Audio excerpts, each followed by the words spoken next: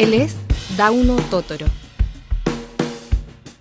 licenciado en Historia de la Universidad de Chile y candidato independiente a diputado por el Distrito 10. Bueno, nuevamente agradecer la invitación. Para contarles brevemente, yo tengo una tradición de historia de militancia izquierda en mi familia, desde muy niño que estuve involucrado en la política, y un poco desperté a la política más activa con el movimiento estudiantil. Yo el año 2011 justo entré a la universidad, a estudiar Historia en la Universidad de Chile, y ahí vivimos todo lo que fue el estallido social del año 2011, estuvimos en toma, en paro, movilizándonos en las calles, y desde ahí empecé a involucrarme en la política. En ese año también entré a militar. Nosotros somos independientes, pero somos una organización que no está legalizada acá en Santiago.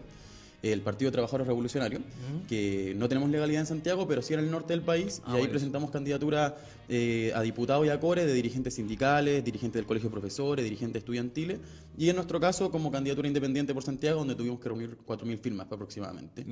Y un poco esa fue la apertura a la vía política, por decirlo de alguna manera. Básicamente igual tu formación parte de la universidad o también de más pequeño. O sea, yo diría desde más pequeño, porque como te decía, mi familia siempre fue una familia de tradición de izquierda, de militancia política, de activismo político, entonces ya tenía desde muy pequeño inculcadas las ideas de la transformación social, de la revolución, pero mi actividad más activa, valga la redundancia, se inició el año 2011 con el movimiento estudiantil, claro, y la militancia política ya más propiamente tal en una organización. Ahora, Dauno, ¿por qué decidiste ser candidato a diputado y por qué el Distrito 10?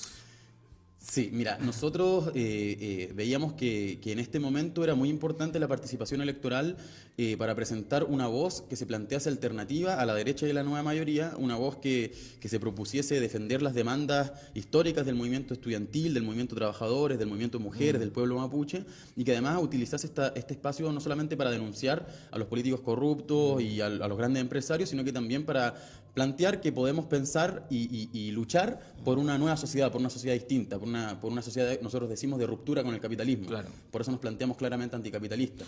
Eso que quisiera ahondar un poco. ¿A qué te refieres con una propuesta política anticapitalista? ¿Qué es esa visión dentro de tu programa o dentro de tu propuesta política?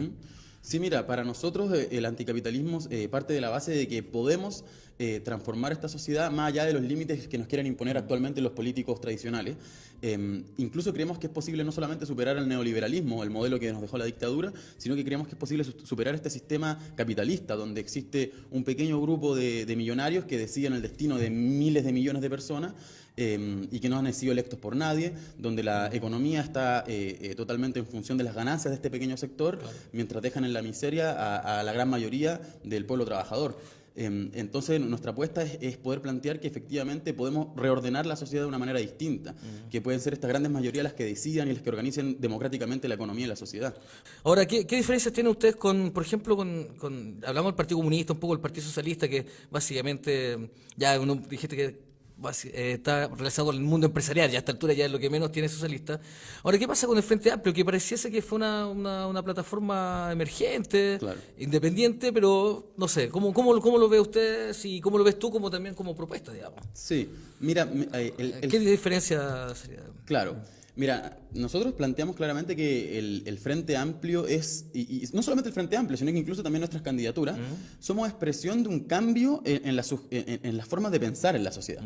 Que hay sectores que están mirando más a la izquierda, es decir, sectores que se desencantaron con las propuestas de la concertación, ahora nueva mayoría, y que buscaban una alternativa más rupturista en ese aspecto, que propusiera transformaciones más profundas.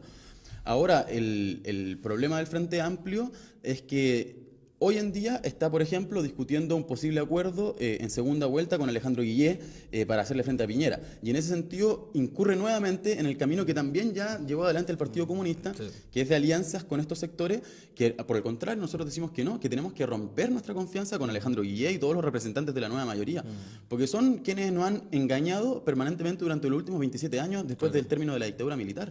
Entonces nosotros planteamos que claramente eso por un aspecto, en el aspecto político, tenemos que romper todo tipo de confianza. Por algo, no sé, Revolución Democrática fue parte del Ministerio de Educación los primeros años del gobierno de Bachelet, por algo también aprobaron ciertas leyes como la Ley de Educación Superior, la abstención de Giorgio Jackson permitió el paso de la Ley de Desmunicipalización, que nosotros planteamos claramente que había que rechazar esa ley porque atacaba todavía más las condiciones laborales de los profesores y mantenía la disgregación del sistema de educación pública escolar y no la fortalecía.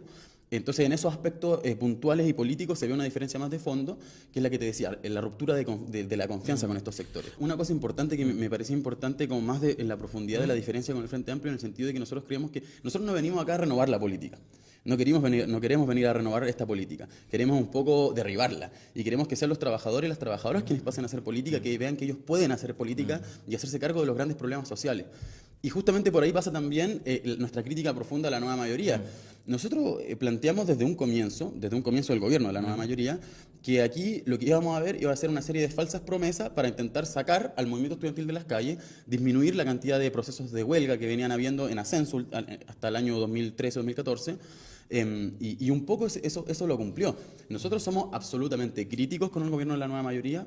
Nos parece que es un sector que representa a un sector incluso de los empresarios y que está, por lo tanto, en total contradicción con las necesidades y con las demandas del pueblo.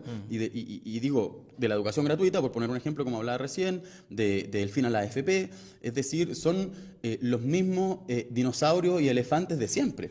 Los Panzer, los mismos Panzer, o sea, son las mismas figuras. Intentaron renovar un poco el plantel con el Peñailillo, que después terminaron involucrados en casos de corrupción.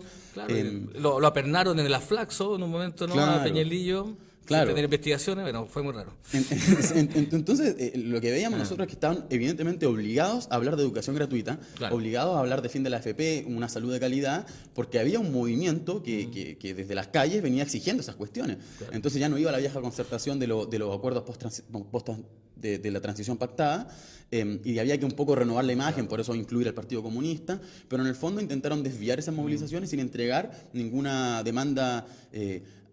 Y si entregaron demandas mínimas, como por ejemplo el aborto 3 causales, que yo creo que es mínimo, fue a costa de que hubo un gran movimiento de mujeres exigiéndolo. Ahora, eso también, tú estás candidateando para diputado. Claro. ¿Cómo ves también la lectura a nivel de la estructura, digamos, política del Congreso, digamos, del Poder Legislativo? ¿Cómo ves ahí, de acuerdo a las votaciones, se da se ha dado más posibilidad de legislar a favor de la nueva mayoría en realidad, pero en general, ¿cómo está? ¿Son los viejos, son los nuevos, hay que renovar? ¿Cómo ves eso, el tema de la estructura del Poder Legislativo? Sí, mira, para mí la estructura en general del sistema político en Chile es totalmente antidemocrática. Porque cada 4 años asisten a las urnas para votar, como te decía, por los mismos viejos elefantes, Sí. pero en realidad aquí no existe una capacidad de que las grandes mayorías gobiernen. Nosotros evidentemente queremos participar en las elecciones porque queremos utilizar este espacio La vía como un espacio institucional, claro. de herramienta. Más que la vía institucional, es una herramienta Sí. al servicio de las movilizaciones y también una herramienta para plantear es posible otra sociedad. Por ejemplo, nosotros planteamos claramente que tenemos que acabar con este tipo de parlamento, tenemos que terminarlo, tenemos que avanzar a un parlamento unicameral, terminar con esta casta senatorial que son unos viejos apernados. Incluso, ¿por qué no terminar con esta casta de jueces que son también designados a dedo y avanzar a la elegibilidad de los jueces? Y bueno, desde ahí plantearnos una perspectiva de una sociedad totalmente distinta. Pero hay conciencia de clase trabajadora, bueno, igual lo dije ya, pero hay conciencia de parte de chilenos, ahí tú lo ves, así que hay conciencia trabajadora, finalmente somos solamente clientes nomás en este mundo. Sí, está buena la pregunta. Mira, hoy en día la gente reconoce que hay una gran mayoría que tiene que viajar 2 horas en el Transantiago para ir a trabajar 8 horas en La Vega y trabajar 6 días a la semana y hacer horas extra para llegar a fin de mes y tratar de ganarse un bonito por acá y un bonito por allá para poder suplir las enormes carencias que existen actualmente en la vida y que aún así no le alcanza. Es decir, la gente sabe que se rompe el lomo y no le alcanza. Y al mismo tiempo ven cómo, por otro lado, por contrapartida, los grandes empresarios viven vidas lujosas. Los gerentes de AFP Capital se van a dar viajes de lujo al Caribe, mientras los pensionados mueren de hambre. Y los políticos representantes de estos empresarios no solamente reciben coimas por abajo de la mesa, como los parlamentarios que votaron a favor de la ley de pesca, sino que además son, como lo dije, representantes de este sector. Entonces, es esa conciencia que tú me dices es una cuestión que se tiene que ir trabajando. Y qué te puede hacer avanzar en perspectivarte como de una clase que se contrapone a otra, es los procesos de movilización, pero también el diario vivir que yo te decía. O sea, hoy en día la gente ya no aguanta este tipo de cuestiones. Por algo está impugnado, por decirlo de alguna manera, esta sociedad en la que vivimos. Desde la AFP hasta, bueno, el sistema laboral, la educación, los políticos como políticos tradicionales. tradicionales. Entonces, si tú me dices si hay conciencia o no, te digo mucho más que del año 2010. Ya, hay un cambio social igual importante. Claro. Bueno, ¿cómo ve da uno, cómo sueña Chile? Bueno, sería un país sin dueño. Sería un país sin dueño. Nosotros creemos que la economía puede funcionar sin dueño. No se necesitan gerentes ni jefes. ¿Quién conoce mejor el proceso productivo que el mismo trabajador que está día tras día parado ahí haciendo producir la empresa? Entonces, nosotros tomamos ejemplos que actualmente existen. En la Argentina, una fábrica de ceramista de Neuquén, Sanón, que es una empresa que está se puso a producir por sus propios trabajadores, que tienen sueldo equitativo, puestos rotativos, e incluso salió un representante de los mismos trabajadores como al Parlamento. Esto porque, bueno, nosotros tomamos la experiencia del Frente de Izquierda de los Trabajadores en Argentina, Sí. El FIT, donde participa nuestra organización hermana, el Partido de Trabajadores Socialista, que ya sacó 1.200.000 votos en la última elección, se consolidó como la cuarta fuerza política y ha desarrollado esta experiencia. Entonces decimos, bueno, si los trabajadores y las trabajadoras pueden poner a producir una empresa, ¿por qué no pueden hacerlo en una rama productiva, una sociedad, y hacerse cargo de los grandes problemas sociales? Claro. Entonces, en el fondo, si tú me dices con qué país sueño yo, es con un país donde no existan dueños, donde el pueblo mapuche esté libre de la opresión de las forestales, donde no haya machismo, o se combata activamente desde todos los espacios, y donde no haya un sector de multimillonarios que vive como como reyes, mientras las grandes mayorías pasan miseria, se endeudan para estudiar, tienen pensiones de hambre, etc. O sea, es totalmente distinto a lo que vivimos hoy en día. El llamado que nosotros hacemos a votar en estas elecciones es porque necesitamos una voz que defienda a los trabajadores, a las trabajadoras, a las mujeres, a los pobladores, al pueblo mapuche, a los estudiantes, y que sin miedo denuncie a esos políticos corruptos que actualmente están en el Parlamento, que no vaya a hacer acuerdos para segunda vuelta con Alejandro Guillé, que no busque renovar la política, sino que busque hacerles frente claramente a ellos y a los grandes empresarios, y que fortalezca estos procesos de movilización que te decía en un comienzo, para que podamos avanzar a construir una sociedad totalmente distinta a esta. Nosotros, como fuimos independientes, sacamos las firmas fundamentalmente en la comuna de La Granja. De las 4.000 firmas que juntamos, te diría que el 65% son de la comuna de La Granja. Entonces, estas ideas le hacen sentido a este sector, que La Granja es la comuna expresión máxima de cómo viven hoy en día las comunas populares del país. Alejados de sus trabajos, tienen que viajar, como te decía, 2 horas para llegar, los estudiantes están endeudados, hay drogadicción, viven en condiciones totalmente precarias, hay 40.000 allegados en los comités de allegados en San Joaquín y La Granja. Entonces el llamado es que a esos vecinos y vecinas, a los trabajadores de esas comunas, a que confíen en esta alternativa, que va a ser un representante que va a fortalecer su organización y que va a hacerle frente a quienes nos han negado nuestros más mínimos derechos. Hoy en día tenemos que ver que la derecha está buscando avanzar. No solamente Sebastián Piñera, que ya dijo que quiere más flexibilidad laboral, que va a negar la educación gratuita, sino que también otros sectores como los más rancios del pinochetismo, como José Antonio Kast, que defiende abiertamente la dictadura militar, que quiere negar el aborto 3 causales, que dijo que Pinochet votaría por él. Y frente a eso, el llamado es que tenemos que construir una oposición consecuente a la derecha y a los grandes empresarios.